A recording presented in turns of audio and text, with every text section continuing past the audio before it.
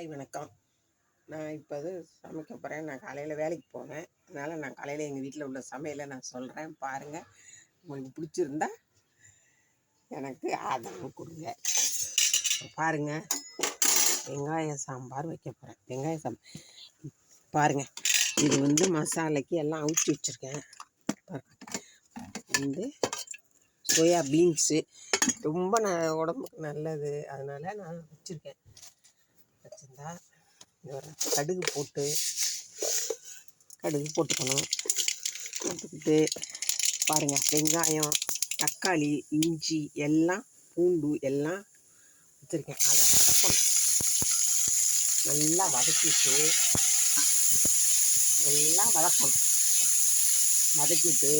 இங்கே பாருங்கள், மசாலா அரைச்சி வச்சுருக்கேன். சோம்பு, பட்டை, லவங்கம், தேங்காய் பட்டை எல்லாம் நல்லா அரைச்சி வச்சுருக்கேன். பிள்ளைங்களுக்கு ரொம்ப பிடிக்கும். இதனால ரொம்ப சத்து. அதனால் நல்லா வதக்கிட்டு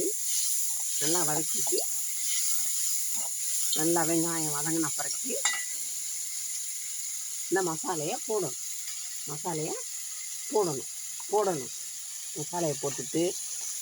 எல்லாம் போட்டு அரைச்சிருக்கு. நல்லா மசாலா வதங்கின உடனே உப்பு போட்டுக்கணும்.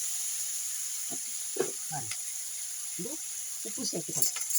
உப்பு போட்டாக்கா நல்லா வதக்கிட்டு நல்லா மசாலா வெந்த பிறகு, மசாலா வெந்துருச்சா, இது கொஞ்சம் இருக்கட்டும். இப்போ வெங்காய சாம்பாருக்கு எங்கள் வீட்டில் ரெடி பண்ணிட்டேன். வெங்காய சாம்பாருக்கு என்ன போட்டேன்னா, வெந்தயம் பொரிய விட்டுக்கணும். அடுத்தது கடுகு போட்டுட்டு அதுக்கடுத்து பெருங்காயத்தூள் போட்டுக்கணும். பெருங்காயம், கடுகு, வெந்தயம் போட்டுட்டு இந்த சின்ன வெங்காயம், சாம்பார் வெங்காயம் உரிச்சுக்கணும். இதை நல்லா வதக்கணும். சாம்பார் வெங்காயத்தை, கருவேப்பிலையெல்லாம் போட்டு நல்லா இதை வதக்கணும். நல்லா வெங்காயம் நல்லா வதங்கின பிறகு தான் தக்காளி போடணும். அப்போ தான் வெங்காய சாம்பார் நல்லா வாசமாக நல்லாயிருக்கும். ரொம்ப டேஸ்ட்டாக இருக்கும். வெங்காய சாம்பாருக்கும் இந்த பீன்ஸுக்கும், இந்த பட்டர் பீன்ஸுக்கு ரொம்ப நல்லாயிருக்கும். கறி மாதிரி இருக்கும். பிள்ளைங்க நல்லா விரும்பி நல்லா சாப்பிடுவாங்க. அப்போ இந்த வெங்காயத்தை வதங்கினோடனே இந்த தக்காளியை அதில் போடணும். தக்காளியை நல்லா வதங்கணும். நல்லா வதங்கின பிறகு அது வதங்கிக்கிட்டே இருக்கட்டும். இந்த மசாலா வெந்துருச்சு. வெந்த உடனே இதை பாருங்க, மசாலா வெந்துருச்சு. அவிச்சு வச்சுருக்கேன்னா நல்லா இருக்கட்டும். அதை பட்டர் பீன்ஸ் இந்த பிள்ளைங்க சத்து. இதை இதில் போடணும். போட்டு நல்லா வேகணும். நான் முதல்ல நல்லா வேக வச்சு தான் வச்சுருக்கேன். ஆனால் இன்னும் கொஞ்சம் வெந்துச்சுன்னா அந்த மசாலையெல்லாம் போகிறதுக்கு நல்லா ரொம்ப ஒரு நல்லா டேஸ்ட்டாக இருக்கும். பிள்ளைங்க விரும்பி சாப்பிடுவாங்க.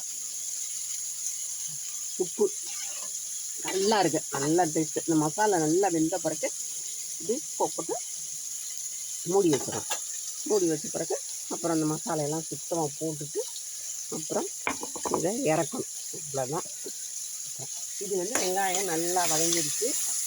சாம்பாருக்கு உப்பு போட்டிங்கன்னா கொஞ்சம் நல்லா வதங்கும்.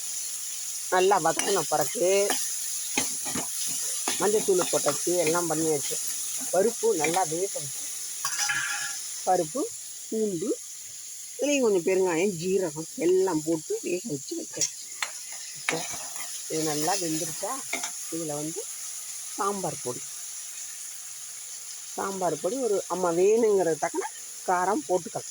இது சாம்பார் பொடி போட்டுட்டு இன்னும் கொஞ்சம் காரத்துக்கு லைட்டாக மிளகாத்தூள், சத்தி மிளகாத்தூள், வெறும் மிளகாத்தூள் தான் போட்டுக்கலாம். உங்களுக்கு இஷ்டம்னா போட்டுக்க, இல்லைன்னா காரம் இல்லைன்னா வேண்டாம். நல்லா வதக்கிட்டு இதை நல்லா தண்ணி ஊற்றி மூடி வச்சிடணும்.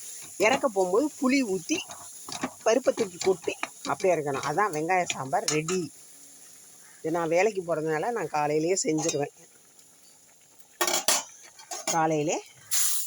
அதனால் எனக்கு இந்த சமையல் ரொம்ப பிடிக்கும் காலையில். அதனால் நான் காலையில் 4 மணிக்கு எந்திரிச்சு எல்லா வேலையும் முடிச்சுட்டு, எனக்கு 2 பேர குழந்தைங்க இருக்காங்க, அதனால் சமைச்சிட்டு போகணும். வேகட்டும். இது கொஞ்சம் மூடி வச்சுறேன், வேகட்டும். சேர்ந்த பிறகு நான் இது பண்ணுறேன்.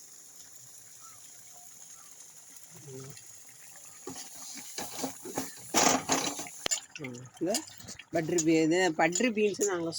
பட்ரு பீன்ஸு நான் சொல்கிறேன். ஆனால் அது என்னங்கிறது எனக்கு என்ன